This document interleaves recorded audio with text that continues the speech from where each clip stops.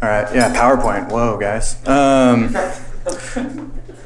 So, like Jacob said, I'm going to be talking about ethics, and just up front, my name is Ryan Bogle. I am a js.la organizer. I'm also a lead engineer at Gigmore, building digital marketplace for artists to find paid gigs. You can feel free to come talk to me. That's my Twitter handle. It's 2 underscores, ashwell 2 underscores. I'm not very active, but if you want to follow me or talk to me, feel free.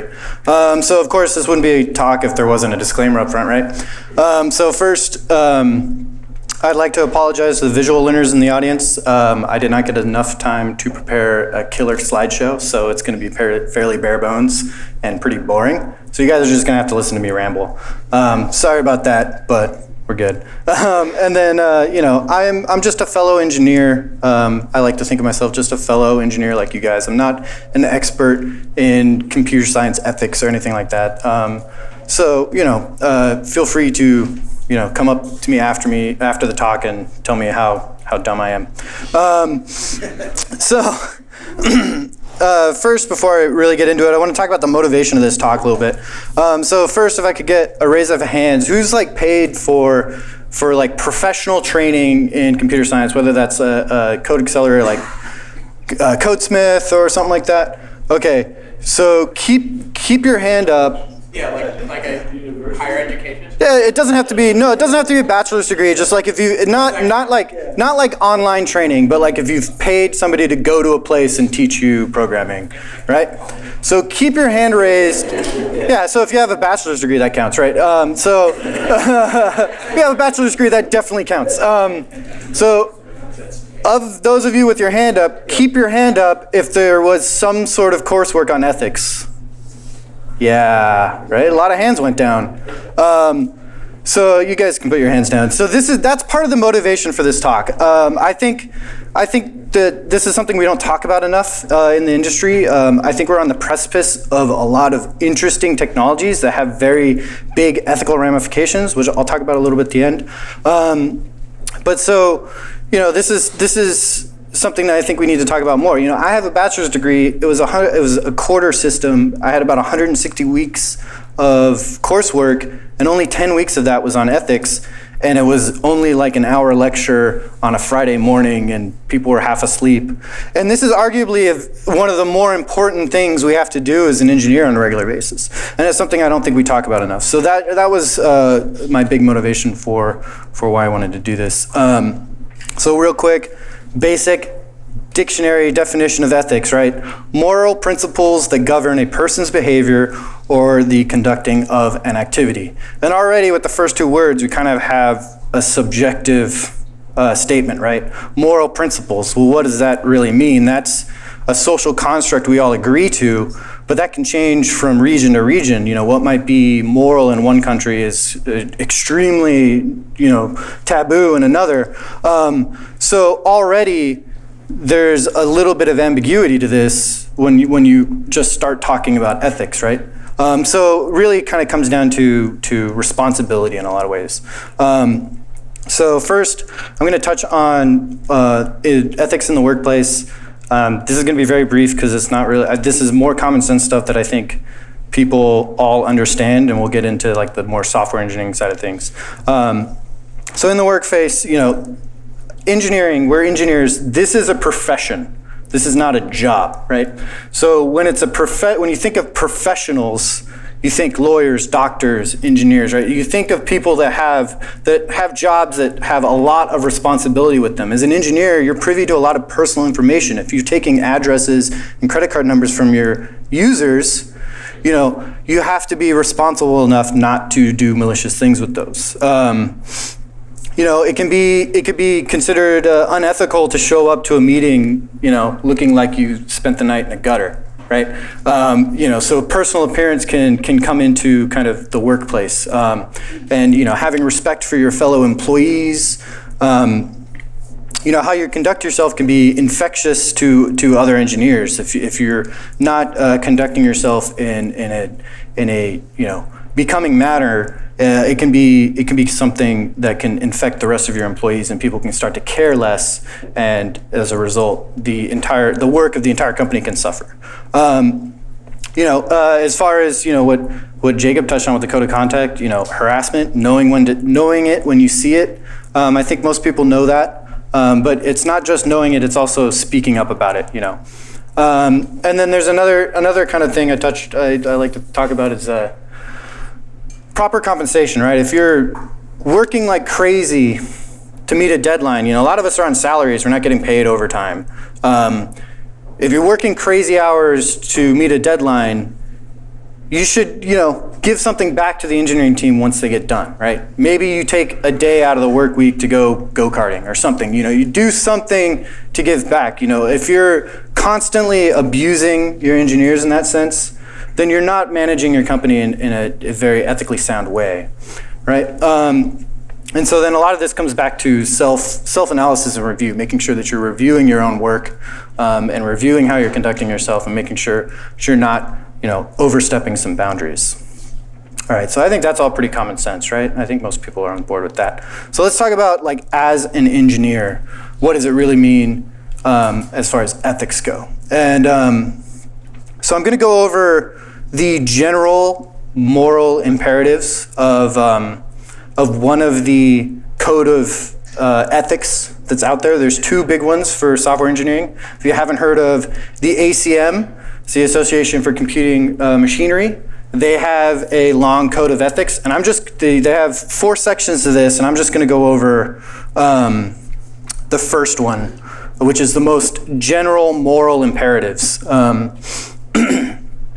So the first thing they say, and most all of these code of conduct say, or code of ethics say, contribute to society and human well-being, right? What you're doing as an engineer, the products you're making, should be contributing to making human life better. If you're building something that's malicious, why would you do that, right? We want to make the world a better place, and as engineers, we have a lot of power to do that. So it's on us to make sure we're doing that, and that's the first line of pretty much every engineering code of ethics you look at. And then they follow that right up with avoiding harm to others.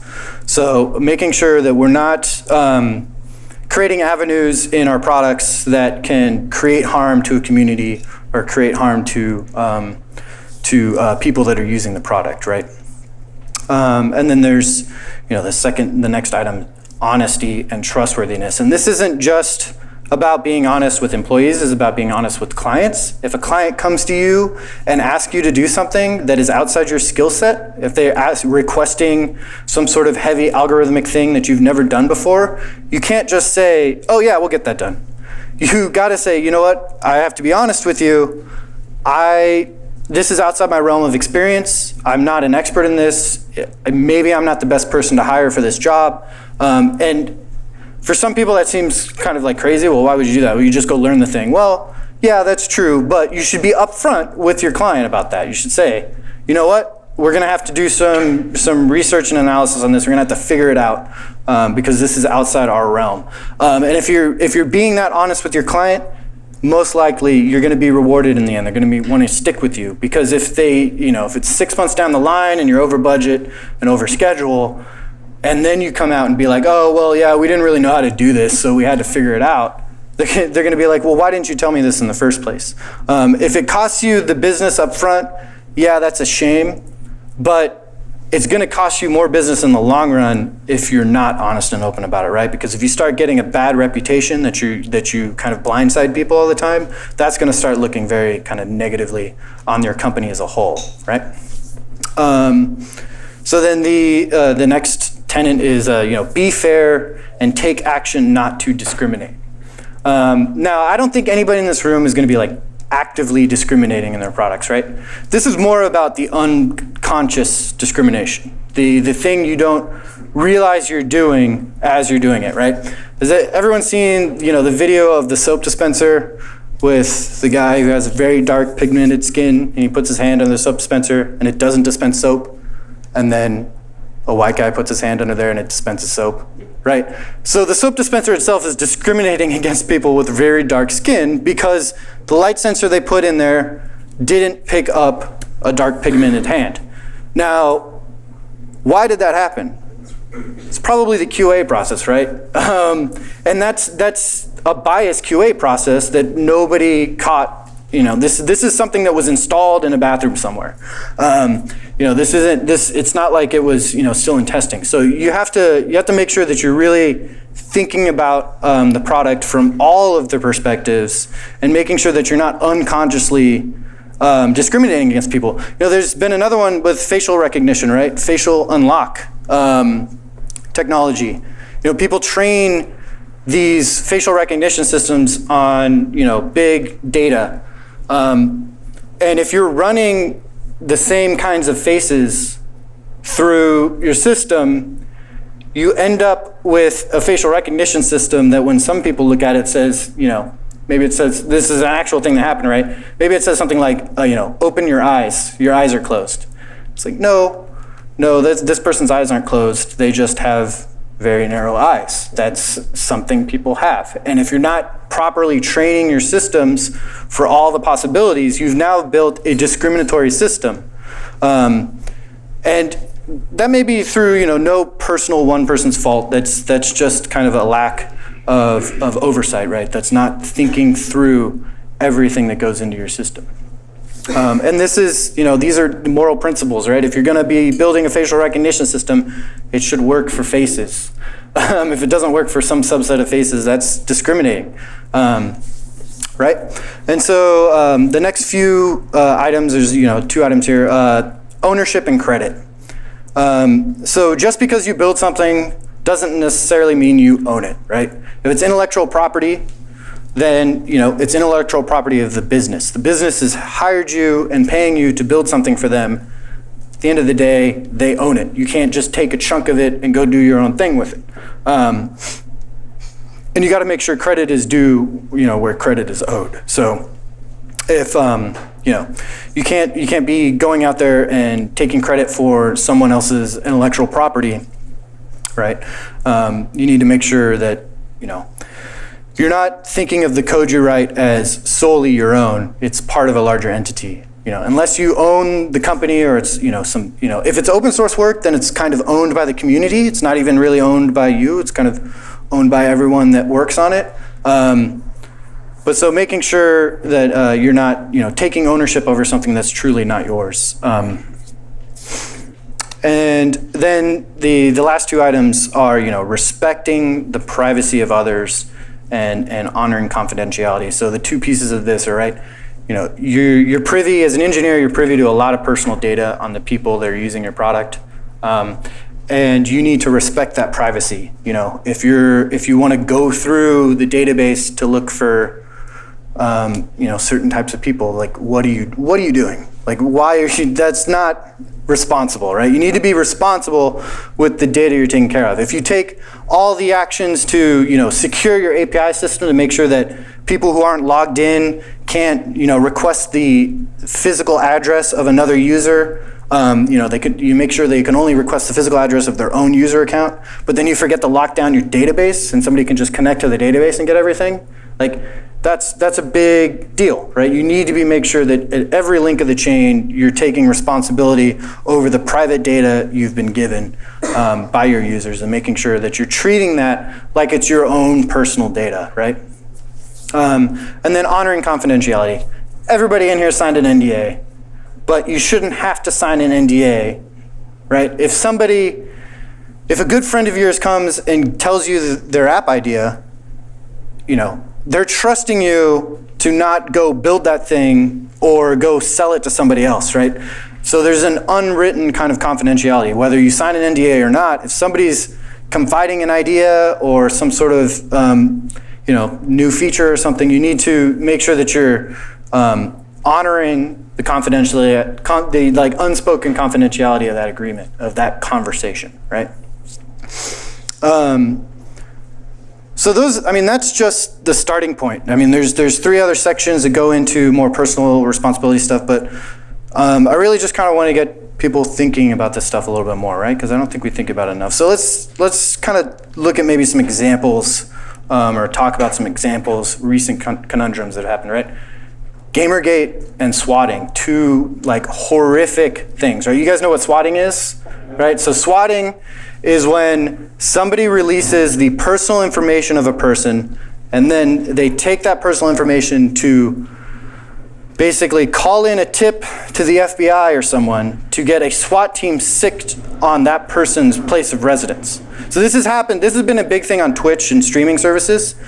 People would be streaming, and a SWAT team would bust into their room because somebody told the police that this person was making bombs in their house and told them there was a terrorist threat. And there are videos of this out there. You can go see this happening, like of people live on Twitch playing a video game, and the next thing you know, there's people busting in the door with assault rifles, yelling, "Get down, get down, get down! Where? Show me your hands! Show me your hands!" Right? This is atrocious. Like the fact that people are doing this. So that's a huge thing, and that comes back to private data responsibility, right? If you're letting somebody's private data get out there, if you're letting people steal the address of someone and then disseminate that on a site like 4chan, all of a sudden, a SWAT team shows up at their house, right? This is a big deal.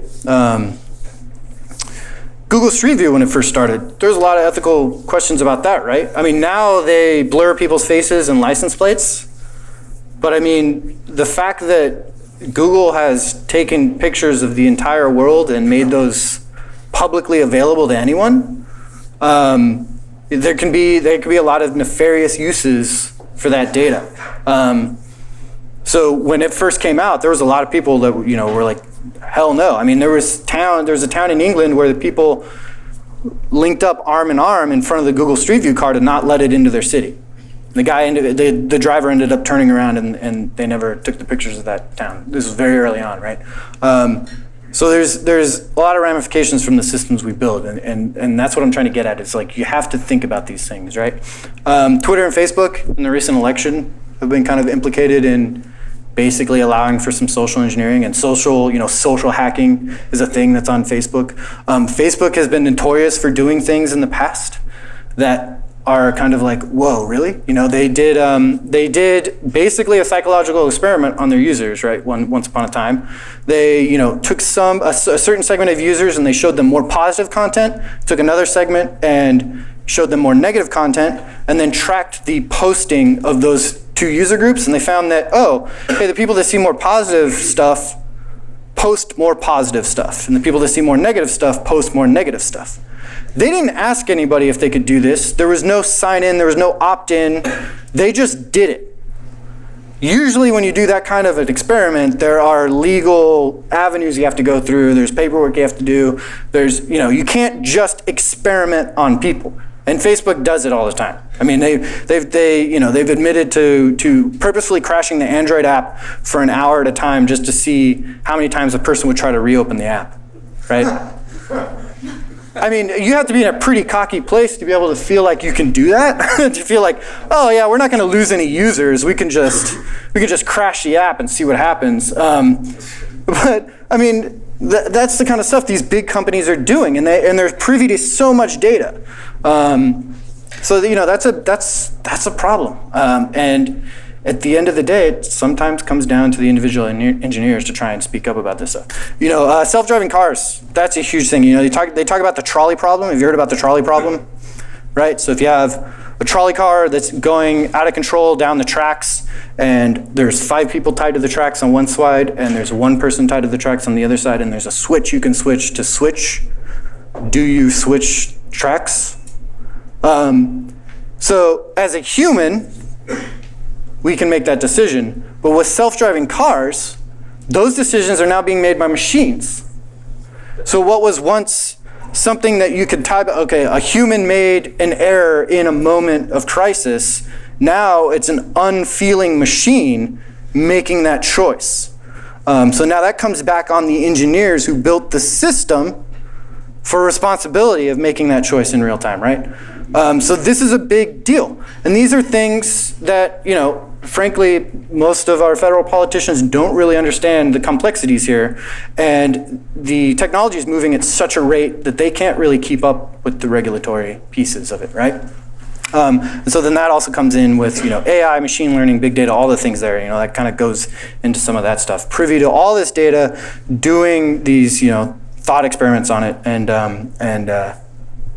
what are they doing behind that black box is always what I'm thinking. So because I'm already like done. I'll wrap up. So, is there something out there, a standard? I kind of touched on it. There are actual ethical codes, like code of ethics for software engineers, specifically for software engineers out there. I don't know. How many people knew that was out there? Not very many, right? So this is something that obviously needs to be talked about more, because a lot of people don't know. So there's the IEEE Computer Society. So IEEE is the Institute of Electrical and Electronics Engineers. They're a huge organization. They cover all kinds of engineering, not just software engineering, but they have a computer society that's specific to software. And their website's computer.org. It's, they have a search box in there. If you go computer.org and you just type in code of ethics, it's going to be like the first result to see their code of ethics. That's why I didn't put the full URL on there. Association for Computing Machinery, which I said I went over the general topics, but they have 3 other sections that get much more specific, and there's much more literature on this. So acm.org is another good one. They're they're very big on college campuses and that kind of thing. And then there's also ones, for mechanical engineers and civil engineers out there, and you can definitely dig into those, because a lot of the stuff carries over. It's not necessarily just software specific. The stuff is fairly kind of general. Engineering as a whole has a very similar set of ethics kind of guidelines you should be going by on a daily basis. So I also mentioned a book up here, The Unwritten Laws of Engineering. It's a really good book. It's very small. I meant to bring my copy up here. I have it.